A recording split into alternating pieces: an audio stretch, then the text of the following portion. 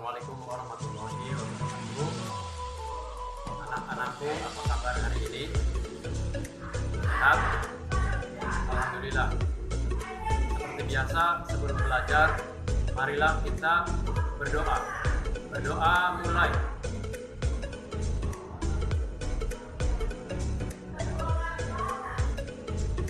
Baiklah, sekarang Bapak akan mengakhiri kalian.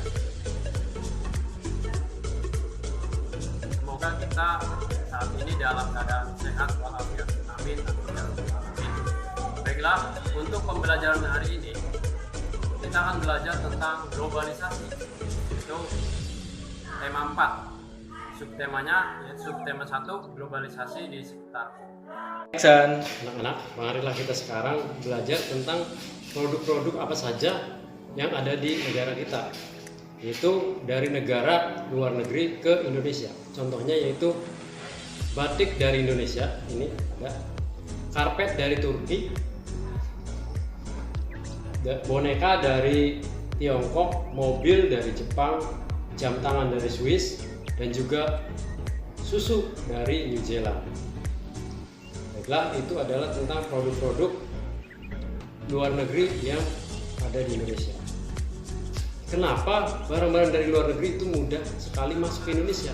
Itu karena pengaruh globalisasi.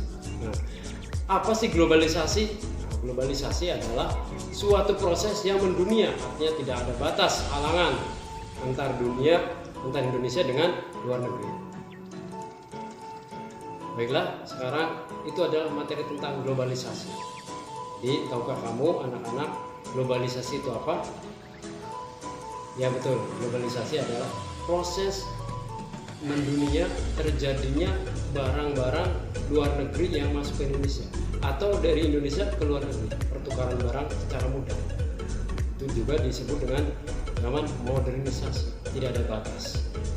Selanjutnya yaitu marilah kita belajar tentang listrik. Apa sih pengaruh listrik di era globalisasi? Listrik di era globalisasi itu adalah seperti berikut ini.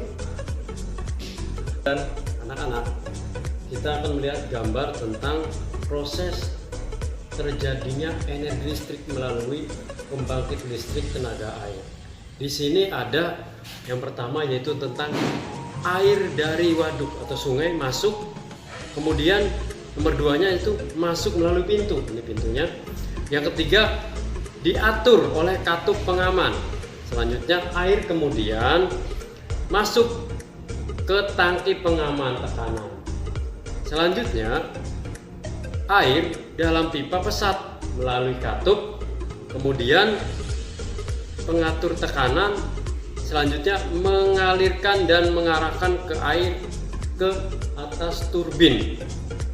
Selanjutnya yaitu nomor 8, untuk mendapatkan tekanan energi gerak, turbin energi gerak tersebut kemudian diubah menjadi listrik ke generator.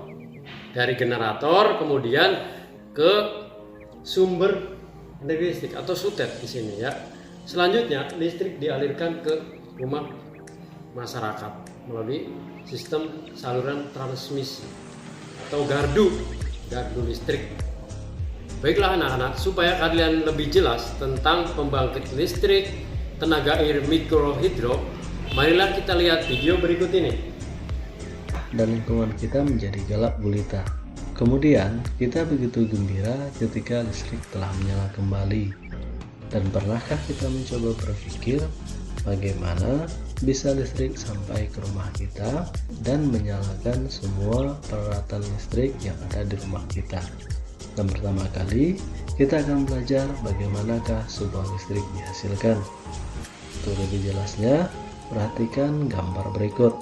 Listrik bisa dihasilkan dari berbagai sumber daya yang ada. Contohnya, jika listrik dihasilkan dengan tenaga angin, maka pembangkitnya disebut sebagai pembangkit listrik tenaga angin. Begitu juga jika pembangkitnya menggunakan tenaga air, panas bumi, dan lain sebagainya. Pada kali ini kita akan membahas menghasilkan listrik dari pembangkit tenaga air.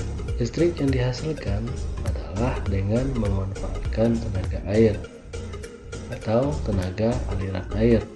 Pertama, air masuk melalui pintu masuk sungai atau waduk.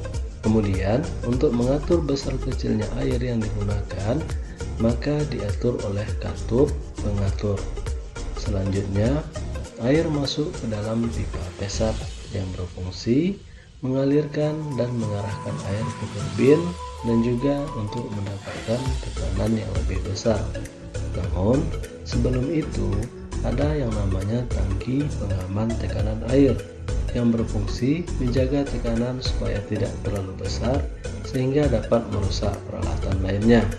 Kemudian, setelah melalui pipa pesat, air diarahkan untuk memutar turbin, dan untuk mengatur kecepatan turbin, terdapat sebuah katup pengontrol yang mengatur kecepatan air dalam rangka memutar turbin.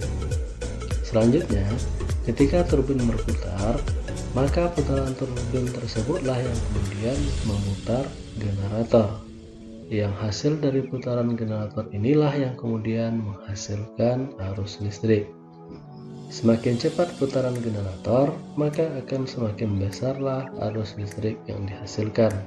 Arus listrik yang dihasilkan kemudian disalurkan melalui transformer atau trafo untuk kemudian dilanjutkan ke saluran transmisi atau saluran penghantaran hingga sampai kepada konsumen.